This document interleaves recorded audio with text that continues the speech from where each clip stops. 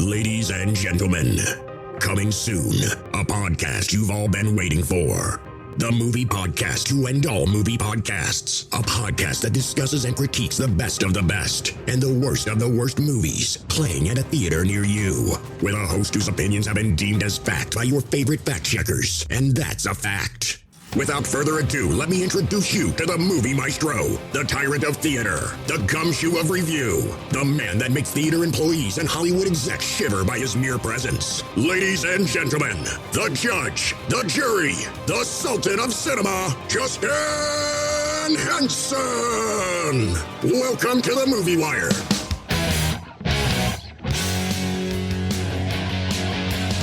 Welcome to this week's edition of The Movie Wire. I'm your host, Justin Henson, and welcome to the show. Now, last week on the show, I had the pleasure of having a guest critic on, and that was Alex over at the Talking Smac podcast. I want to thank him again for taking the time to visit the show. Now, this week on the show, we have a huge movie week with four friends.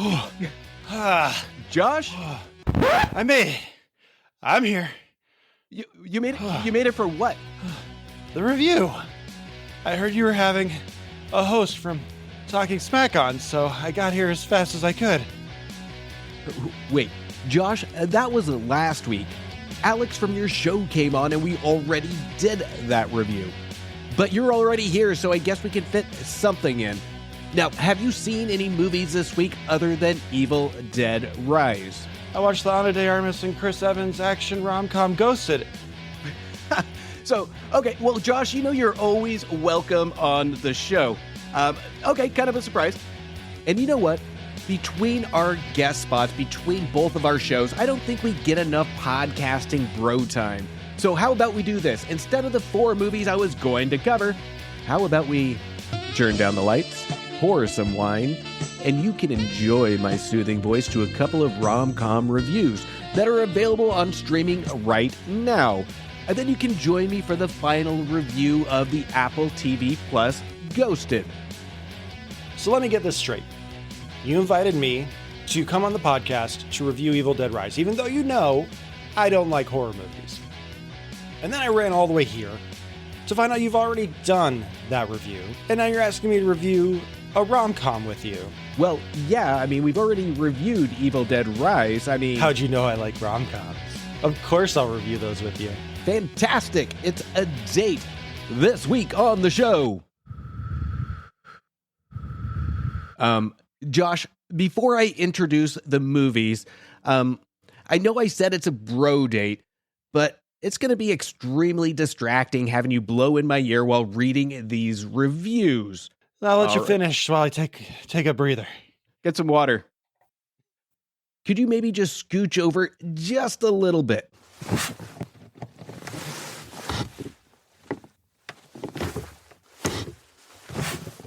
Yes.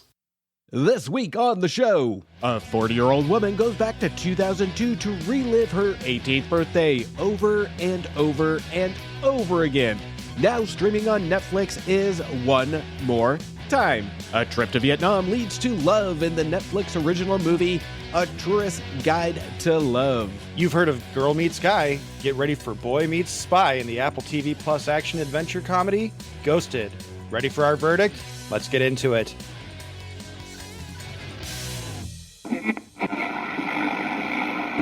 Out of the windows to watch a roar and a burst of flame. The Movie Wire podcast. You need people like me.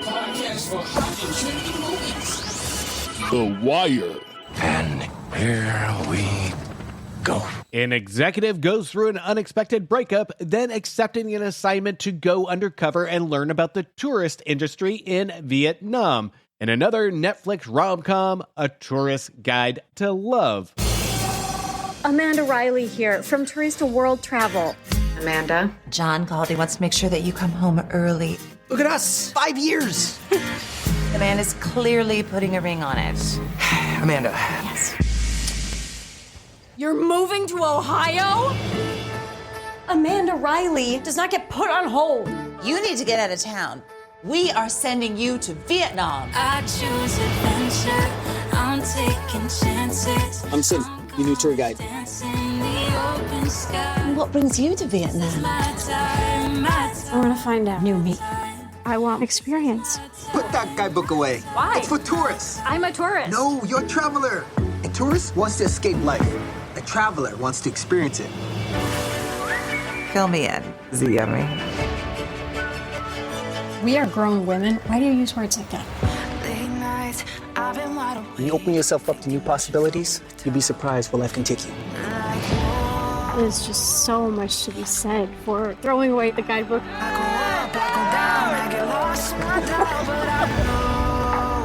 For leading from the heart. Surprise. The story finally got good. You and two hot men in a love triangle. John and I are just so comfortable together. And Sin is so adventurous and exciting. But what if he's just a vacation romance? Not a real life one. This trip has shown me that I wasn't actually lost. I just wasn't where I was supposed to be.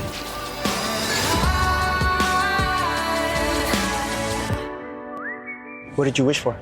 I can't tell you or it won't come true. Now, over the years, we have seen rom-coms with the same predictable plot, the same predictable characters, the same predictable situations. Now, we take everything that we see from these rom-coms, from the repetitive situations, the repetitive dialogue, awkward moments, a conflict leading to an easy resolve just in time for the last act. The only difference we get from A Tourist Guide to Love is it feels like a film based on a travel brochure that stars Rachel Lee Cook from She's All That and Ben Feldman from American Pie. The plot is simple. Girl gets dumped. Girl goes on a tour guide trip to Vietnam led by Sing, played by Scott Lee, with a group of other couples, with Amanda and Sing being the only single ones. Take a wild guess at what happens next. And the other couples that attend, we don't get enough contrast between them, nor any good material to really care. Except for one character in one scene that I will get into in just 1 second. A Tourist Guide to Love was written by Irene Donahue, who is responsible for a handful of feel-good TV movies, including A Sugar and Spice Holiday, A Christmas Spark, and a movie I actually did watch by accident last year, and that's The 12 Days of Christmas Eve starring Kelsey Grammer, which by no means was good, but at least Irene Donahue had some fun in the material for the cast to play with. Donahue's work goes right for the emotional throat without any earned emotion, except situational relative relatability that we tend to see in generic Lifetime movies that rush the plot premise and add a repetitive formula in different situations, but it's the same old rom-com sick day background noise rubbish. The ensemble of the director, writer, cast are all here for a purpose to attempt to reassemble these broken Legos of the generic romantic comedy emotional grab. But what the difference is, the filmmakers don't even attempt to challenge the viewer with something that even resembles something new or fresh. It treats the viewer as we are gullible idiots and we will watch anything as long as it has a happy ending. Now, the production value and environment is what really keeps the viewer's eyes on the screen. Forget about the story and the characters, it doesn't matter. This movie does look beautiful. The scenery is beautiful. The camera direction is pretty safe but on point. The film does give us a feel of being on vacation along with the characters, but with the uninteresting characters, it feels like we are going through a timeshare presentation with an annoying salesman talking in our ear the entire time. And the annoying salesman is our characters on screen. When we get into the romantic tension or lack thereof between Rachel Lee Cook's character Amanda and Scott Lee's character Sing, you can almost feel director Toshida pushing them together trying to play character direction matchmaker. Their chemistry comes across stiff and unwanted. Even when we lead to an attempt at a happy ending, we can feel these two are just done with the movie and want these final moments to just happen so they can go home and really think about what they have done and present it to audiences. Now, Rachel Lee Cook surprisingly is the biggest weakness in the film, where she comes across emotionless, where she just goes through the motions of delivering her lines with no finesse and no likability nor relatability to really connect with the audience. But there is a sweet moment between our comedy relief character, who is stereotyped as the nerd of the group, Alex, played by the over-the-top Andrew Barth Feldman, and Morgan Dudley, who plays Robin. Alex consistently live streams his trip, and Robin asks him why. Alex responds with the most unpredictable line in the film, which ends up being a very sweet one, and it is the most memorable one. And that was the most memorable piece of the film. Not only memorable, but the only believable moment that any of the cast members delivers in the entire runtime. After this scene, the film just forgets it ever happens, and they forget about the actual good chemistry between these two, and forget about the nice, sweet little scene that they had. That was the moment, and it's gone. And then we go back to the emotionless characters that we are just dreading to watch. A Tourist Guide to Love, I felt myself getting extremely antsy during the viewing, and I had to press pause and walk around and come back a few times due to how repetitive it is. And to a point, I was getting frustrated to think I had to go back to this movie and press play. A Tourist Guide to Love is a film I'm pretty sure was found at the bottom of a Lifetime Network Studios dumpster that Netflix went dumpster diving for to add some new rom-coms for their platform. It is a complete bore to its predictability that is copied from rom-coms past. Not just one or two, all of them. I'm giving A Tourist Guide to Love 1.5 stars. Now, before we get into the rest of the show, make sure you check out my reviews on previous episodes for movies that just became available to rent, buy, or stream now. Now available. It's New York with new rules in a city of millions. No one can hear you scream in Scream 6, which slashed its way to 3 stars. Enter the quantum realm in Ant-Man and Quantumania, which had a shrinking review of 2.5 stars. 65 million years ago, prehistoric Earth had a visitor in 65, which should have stayed extinct, receiving 1.5 stars. And finally, oh my gods, that didn't take long in theaters, Shazam! Fury of the Gods is now available for streaming in the short-lived theatrical release, which Shazammed its way to 3 stars. You can find those reviews of my previous episodes, and just a reminder, if you haven't yet, make sure you follow or subscribe, and don't forget to leave me a review on Apple Podcasts. And don't forget to follow me on Instagram, Twitter, and Letterboxd at Movie Wire Show. Now it's that time of year again in the Seattle area where we have the Snohomish Film Festival. You can now submit your film no matter where you're at by going to www.filmfreeway.com/Snohomish Film Festival. There has been a tremendous amount of talent and a lot of fantastic films. Don't wait to the last minute. I cannot wait to see your movie.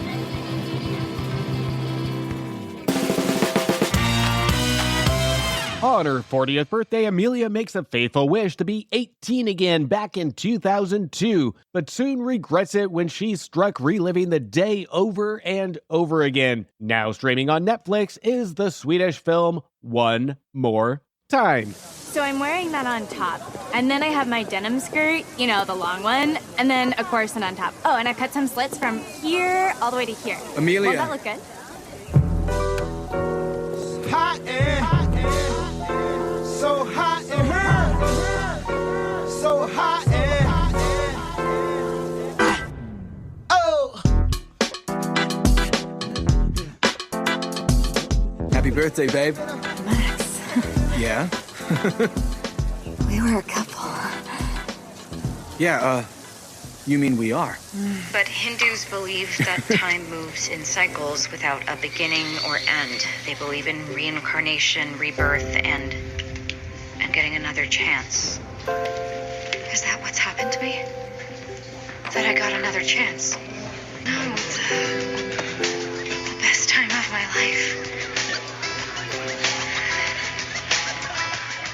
Now, of course, we have seen this concept before with Groundhog Day, 13 Going on 30, and with a mix of She's All That, Can't Hardly Wait, and a dash of Get Over It. But this one is emotionally different, especially those that grew up as a teen of the late 90s, early 2000s. As a teen, we looked upon our teen movies that studios purposely targeted us for to give that teenage feel-good feeling. But at the end of the day, even though it had relatable moments, they weren't consistent and even didn't age well. One More Time tries to show justice to those cliche movies and our teenage nostalgia at the same time, but by adding something a little different. Those teenage films focused on an underdog story and romance, a formula that developing teenage minds thirst for at the time. One More Time takes that up a level to not only give us the nostalgic feeling of the time, but also gives us a tremendous heart that attacks self-realization of maybe how things seem good, but it's not what our underdeveloped teenage minds thought it was. Along with giving us hope with its characters that as adults we realize that our teenage years don't define us, but rather give us a path to grow if we are willing. Now, the movie is filled with a lot of cliches, familiar situations, predictability, but the thing that separates this from the rest is the amount of love and heart put into the characters, and the realization of growing, maturing, and being content with who we are, with the understanding of where we came from, and we are never too old to grow. One More Time was written by Sophie Forsman and Tove Forsman, whose main writing credits are from the TV show and miniseries Young Royals and The Playlist. One More Time also has AFI-nominated director Jonathan Elcher at the helm, whose main credits come from his short films, including his award-nominated short, Swimmer. Now, you can tell a lot of heart went into the character direction by Elcher, and even more heart into the writing, to take numerous aspects that we have seen in different types of films and intertwine them to make a fresh movie that doesn't feel like we've seen it before. The movie even recognizes the fact that it's taking a concept we have seen numerous times before and integrates it into the movie. We have a scene where we have our main character Amelia rent a copy and watch Groundhog's Day. Then she attempts to build a strategy around this in her given situation. It self-identifies what it is, and the filmmakers are smart to focus on more of the actual characters than the situational comedy that we've seen before and we normally get. And even though we do get some of these cliches in the film it's hard to avoid, the film quickly rushes through these formalities to ensure the characters get the appropriate amount of investment of screen time. And this makes it so the movie can really connect to the viewer. And in all fairness, the viewer's emotional connection will be relative and different to how they can relate to the time and emotional experiences of belonging, based on how we felt going through high school. Nobody's gonna 100% agree on this movie. It really attacks the emotional state. The film successfully tackles the topic of growth and acceptance of teenagers and uses our main character Amelia as a vehicle to show the example of not forgiveness and the gaining of love from others, but rather something both teenagers and adults are in a continuous cycle during our life of doing, which is accepting who we are and loving the fact of who we are. One More Time gives us substance not necessarily to its characters, but to its story that's supported with the characters, that delivers heart to their performances to carry this movie along. And it does this without going overboard on the over-dramatizing stereotypes of our teenagers that we have seen time and time again. The characters feel real, but at times can go into unintentional cliche territory with some of the minor moments. But it doesn't throw off the flow of the film. Where the film lacks is when it comes to a proper setup to really get to know Amelia as a person so we can fully understand what her motivation is before she is placed into a repetitive time loop. But the film's execution on discovery during the runtime is okay, but it does feel rushed and we don't get a proper snapshot of Amelia. But where it counteracts the lack of support for the main character, we get in the supporting cast to lift Amelia back up to give us some interest in an ensemble of cast of characters. The writing and directing is spot on knowing exactly where the weaknesses and strengths are in this movie, and you can tell they adjusted appropriately during filming. One More Time isn't a masterpiece by far, but rather a self-identified mashup of clever nods to movies of the late 90s, early 2000s, with a mix of time travel. This movie has enough to keep you engaged for the complete runtime and does something that a lot of movies like this have attempted, but have come up short, which is add a tremendous amount of likability and heart to its characters. It's one of the better rom-coms that you can view on Netflix right now. I'm giving One More Time 3 stars.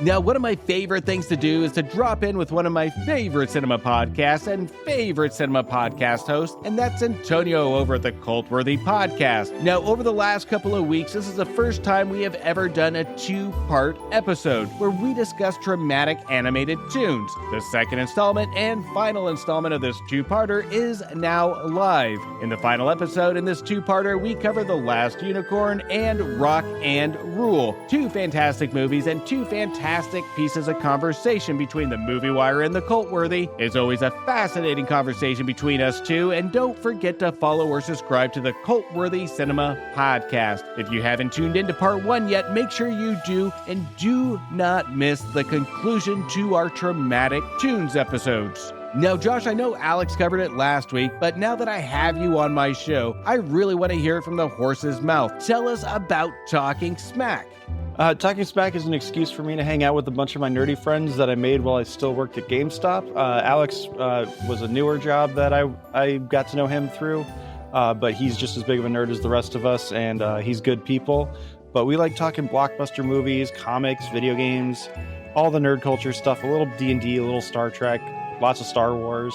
And it just was starting a podcast was just an excuse to create date time to talk with my friends about all these nerdy things that we used to talk about. But once I left GameStop, it wasn't exactly free time to talk as often as we had. So it just became a nice excuse for us to get together and talk nerd shop. Well, and you can tell, and I praised your show last week, but you can tell the relationship between you and your friends on it. And it just seems like a good time whenever you have your friends or guests on. It's an incredibly entertaining show, and I absolutely love it. You know, I listen to you every chance I get when you come out with a new episode. So appreciate the work that you do. Everybody should listen, subscribe, or follow the Talking Smack podcast. Appreciate the kind words. It's an amazing show. Let's hear Talking Smack now. If you love talking blockbuster movies, comic books, animation, and TV shows, check out Talking Smack, hosted by me, Josh Scar, along with my rotating cast of co-hosts. We will talk superheroes, movies, animation, and comics with you every Wednesday on your favorite podcatcher.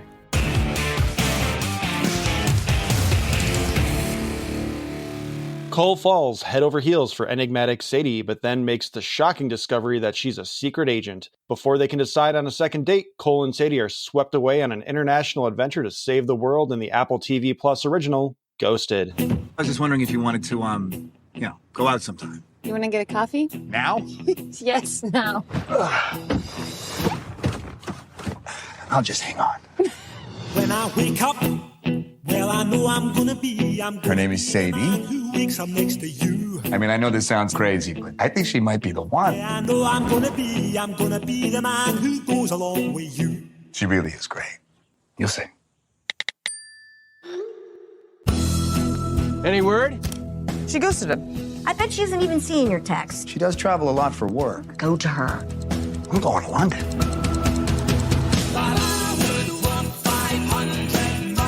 So you get it. It's a grand romantic gesture. Yeah, that is amazing, mate. 5,000 miles to surprise a girl who you've only met once, especially if she's the one who ghosted you. No, she didn't ghost me. She just doesn't have an international calling plan. Oh, right.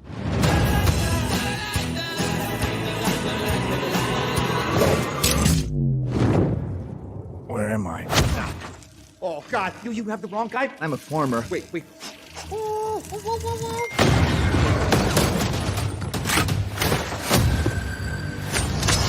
Can you walk, Cole? Say to you.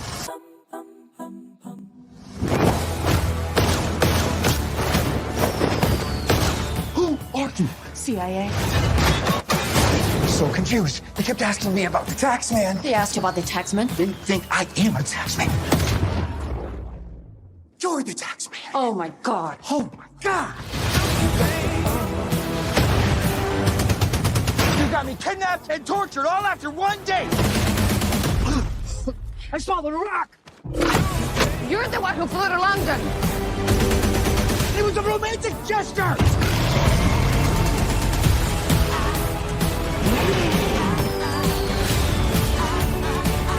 Get every bounty hunter on the continent.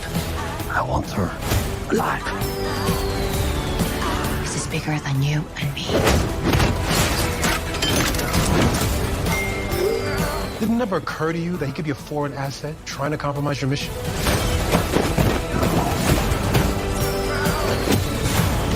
Who the hell are you?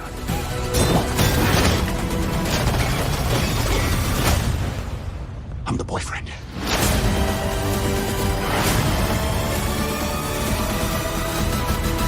Do you trust me? Is that a joke?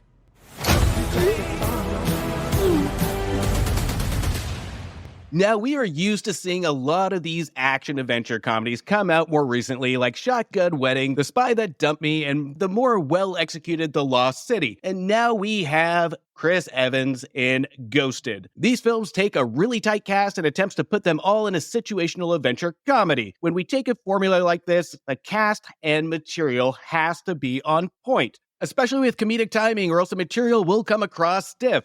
Sandra Bullock and Channing Tatum were a good comedic balance with a good contrasting villain like Daniel Radcliffe. Shotgun Wedding had one good character, and that's Jennifer Coolidge. And now, Ghosted, which is a disappointing recycled concept that fails to deliver on its premise. Director Dexter Fletcher from Rocket Man and Eddie the Eagle seems to bank on and trust all of his all-star cast, thinking the material is funny enough and the viewers are just going to laugh at the thought of seeing Chris Evans playing a non-Marvel hero and more of a victim. And it doesn't work this way, especially when the material is so weak. Now, when it comes to Chris Evans, we have seen this progression before coming off a big superhero franchise. I was reminded of Chris O'Donnell coming off of Batman Forever and Batman and Robin. We didn't see a movie from him in a couple years, and then he came out with the god-awful film The Bachelor, which again went off of a ridiculous plot, but also banked on the cast to deliver the comedy, thinking audiences will enjoy seeing these familiar faces in a romantic comedy. But again, this falls flat and it doesn't work when all the other components are not there. The plot is pieced together from other films and the characters are poorly developed and they lack any sort of depth, making it hard to even care about what happens, which leads to a predictable and lackluster suspense, with the exception of the climax, which I did enjoy in the final 15 minutes. The pacing is all over the board, the dialogue is what really holds this movie back, the style of writing is clunky, the dialogue is completely limp, and it feels like the writers aren't even attempting a comedy. And the chemistry between Chris Evans and Ana de Armas comes across like an arranged marriage, where we just end up shouting at each other most of the movie, and the other characters have to tell the audience and remind the audience, no, folks, they are just flirting. It's sexual tension. We are spoon-fed what we're supposed to be feeling for these characters. As an action film, it falls flat. As a comedy, it's not. It's a film that has no idea where it wants to be, and the cast has no idea what it should be, because the characters are written as cardboard. So now, Josh, I am dying to hear what your thoughts are on this. So what's your kind of takeaway from this? I find your review a little interesting because I did find that one of the few shining lights of this movie was that Chris Evans and Ana de Armas had really good chemistry. I don't think the characters are the greatest, but this is their third time being in a movie together between Knives Out, The Gray Man, and now Ghosted. And I think that relationship really flows well. But this movie is a big mess because, as you said, the characters don't seem to know anything, and the scriptwriters don't seem to care about anything but getting to the next joke. They just know it's a romantic action comedy, and they kind of forgot the comedy, especially with the talent involved in the writing room. You have Eric Summers and Chris McKenna, who worked on the Marvel's Spider-Man trilogy, and you also have Paul Wernick and Rhett Reese, who both worked on Deadpool, and Rhett Reese, who also worked on Deadpool 2. So you have guys that know comedy, you have guys that know action. The romance should be really simple in this case, I would think, with Ana de Armas and Chris Evans. You just let them do their thing.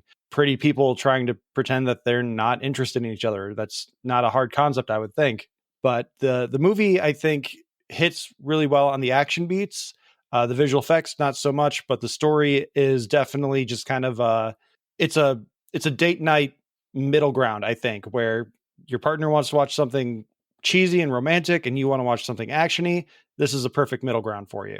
This movie was designed for streaming, and this one I don't think would have made it in theaters as much because it doesn't have all the elements there, but it's interesting that you brought up Reese Wernick specifically. Now, McKenna, not so much, but focusing on Reese and Wernick more so. The feel I got, because we do have some cool cameos that people will enjoy, and we do have the Chris Evans element. While watching this film, it was reminding me of a lot of those comic relief that we see in Marvel movies. It's like they took all these bits that we had and they inserted it into a rom-com, but our cast doesn't know what to do with it because it feels like it's not a Marvel movie. I bring this more on the character direction than necessarily the cast, is they don't go through with a lot of the jokes. I think most of the jokes fall flat where we have to rethink and say, do I laugh at that? Or where's the punchline? It's like we're consistently waiting for the punchline because all the dialogue is delivered seriously. Yeah, and I think there's a really weird mischaracterization or misunderstanding of the Chris Evans character, Cole, because he's a guy that is very clingy. He will send you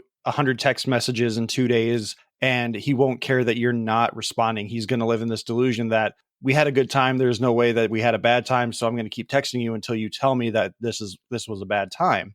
And it comes back a few times once we get to the hook of the movie. He continues to try and like play things off like, oh, I came here as a romantic gesture to England when you told me you're going out of town for 2 months and I never received a response from you. It doesn't play off the same because he's going into stalker territory and it's not charming at the very at in any length of the imagination. Yeah. And I think this sets up his character on the wrong note because one, it's not relatable. First of all, I'll solve this argument in the movie. Taking a picture in bed with a girl while she's sleeping, that's creepy as hell. And then you have him flying to Paris. That's not normal behavior that people are going to relate to as an audience. Most people are just cringing at how much a dinner costs rather than flying to Paris to hunt down a girl. You get that creepiness out of him, and it's the actions don't match his personality of what his character is actually written of. He comes across as this hopeless romantic is what, again, we're being told what he is, but his actions don't match that, which throws off the feel of the movie. And we don't know where they're going to go with it. And they really don't have a resolve that I'll get into in a little bit on his character development. Yeah, and there's a character trait that they establish very early on that he's kind of forgetful, he loses things, misplaces them. And it's literally just to set up the hook of the movie where he ends up going overseas from Washington, D.C. to Paris, Europe, wherever.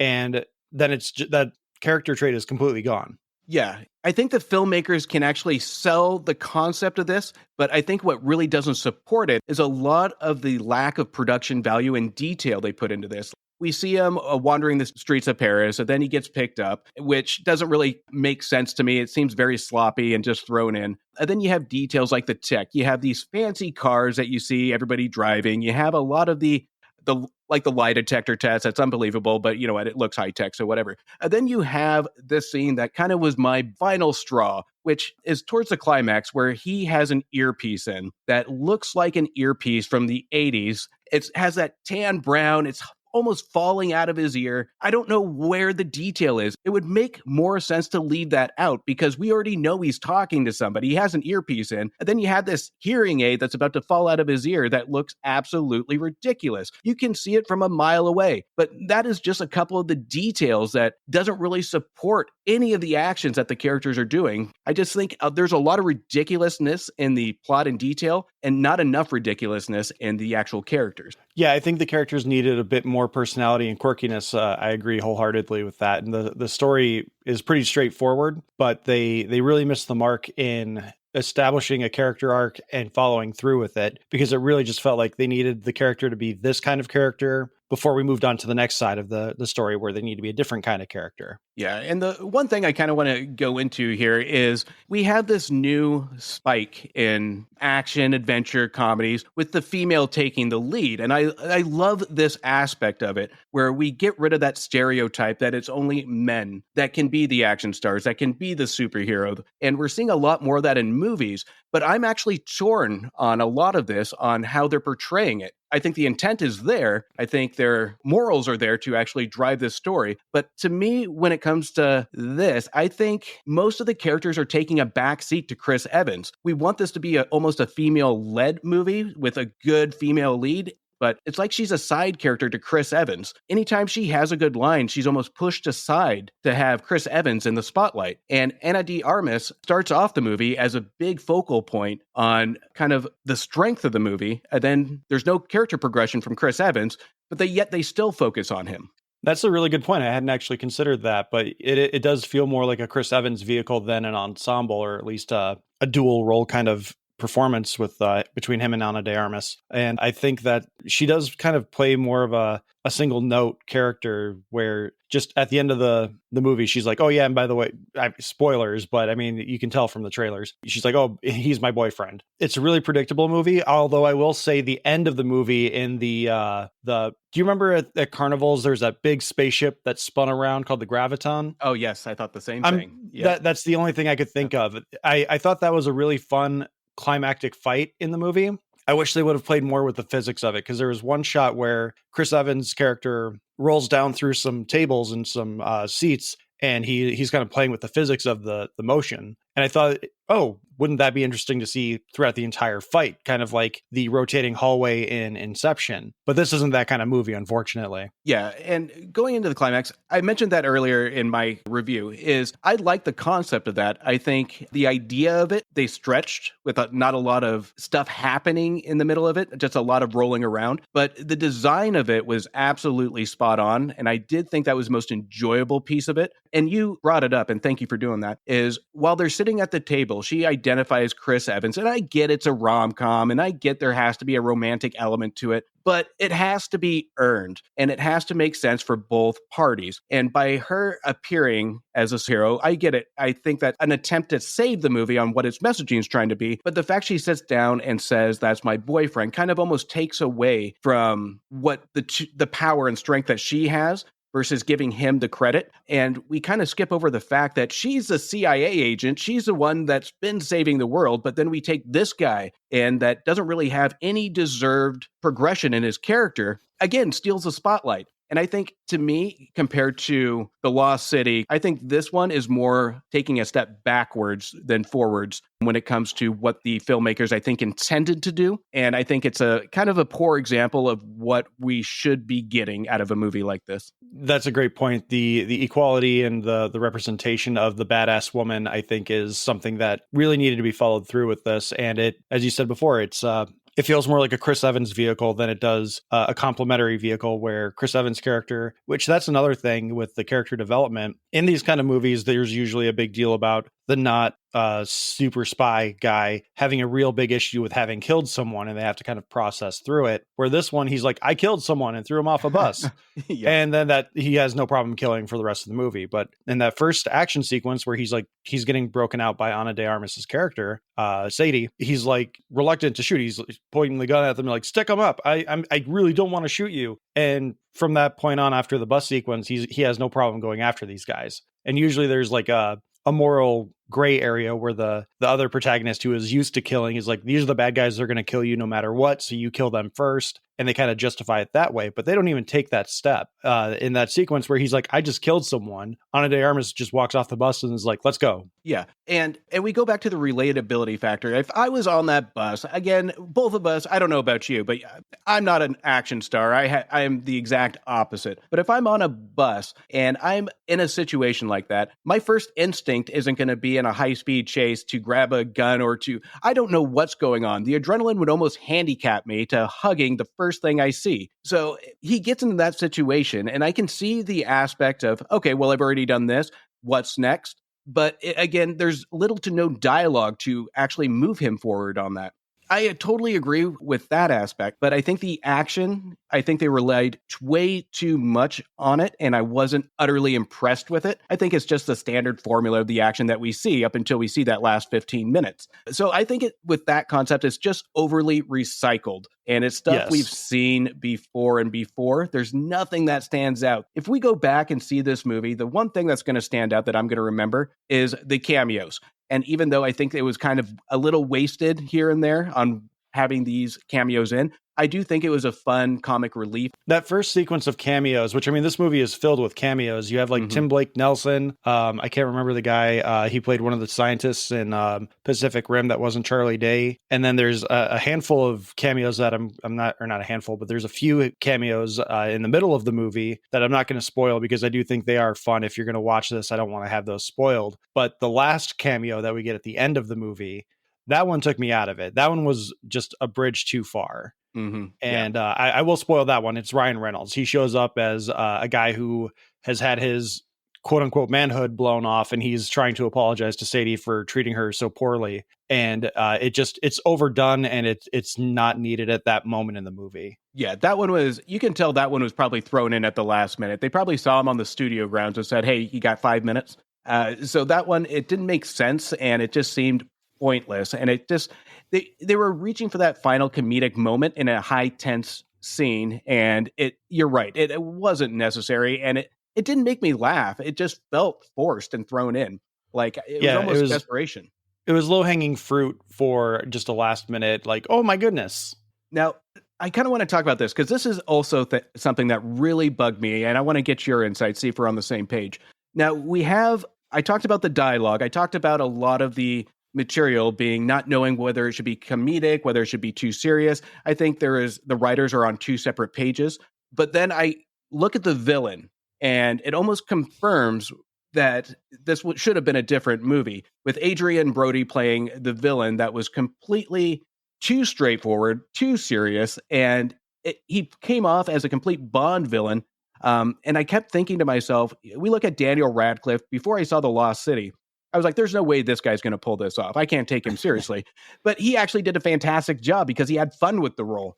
But Adrian Brody looks miserable, and I can't tell if it's because of the material doesn't give him the opportunity, or he just gets into this bad guy role. I wonder if part of it is just they cut out a lot of the bad guy stuff, but it does feel very like he's supposed to be the straight man in the comedy bit, but you already have the straight man in Ana de Armas where Chris Evans is the comedic guy.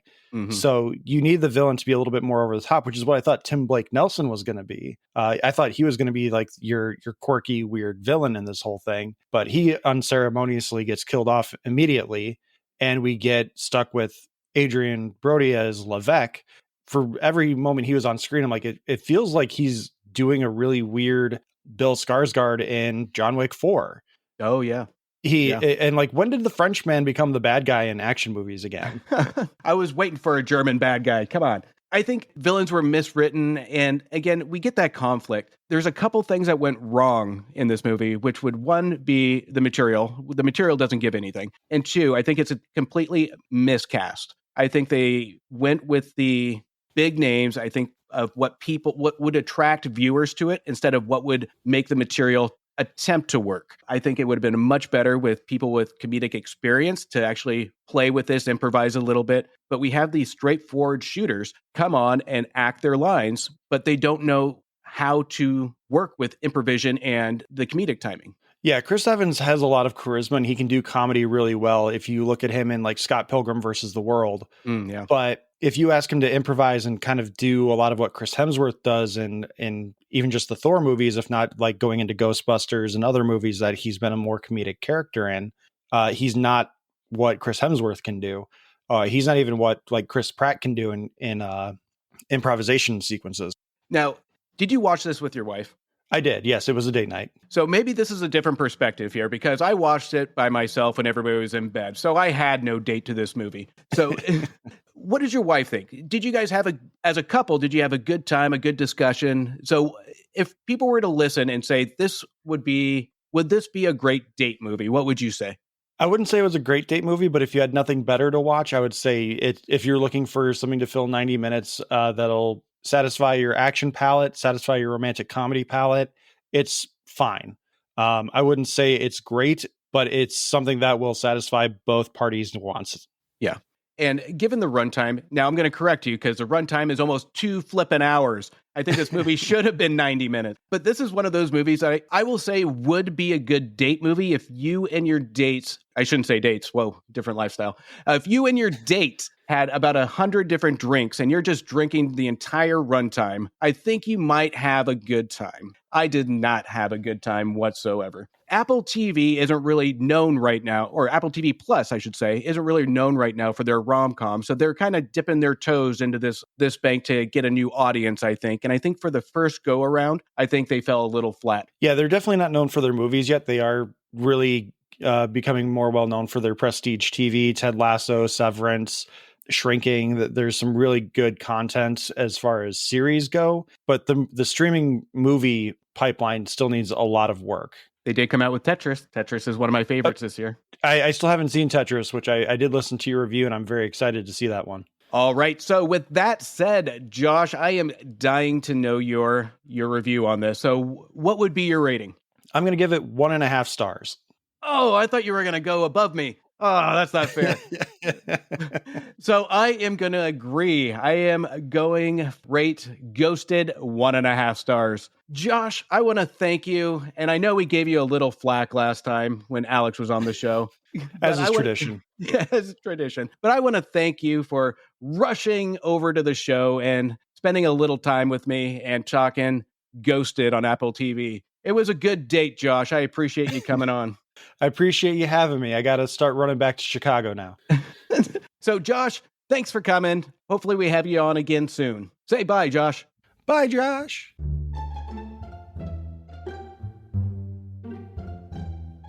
And that's a cut on this week's edition of The Movie Wire. I want to thank you for listening and thank you for your support. And I also want to give a special thanks to Josh over the Talking Smac podcast for joining me on a special review. Now, don't forget to follow or subscribe to the Talking Smac podcast. The link will be in the description of this episode. You can also show support to this show by following me on Instagram, Twitter, or Letterboxd at Movie Wire Show. And if you haven't yet, make sure you subscribe or follow the show. And don't forget to leave a review on Apple Podcast. Until next week, do me a favor, make sure you stay for after the credits to show the respect to those that put their blood, sweat, and tears into making a feature film. And don't forget to support your local movie theaters.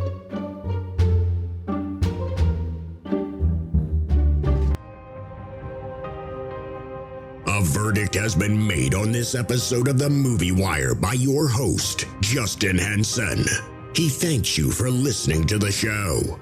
You can follow Justin on Instagram and Twitter at Movie Wire Show or visit his website, www.themoviewire.com. Oh, and don't forget to leave a review on Apple Podcasts and Spotify.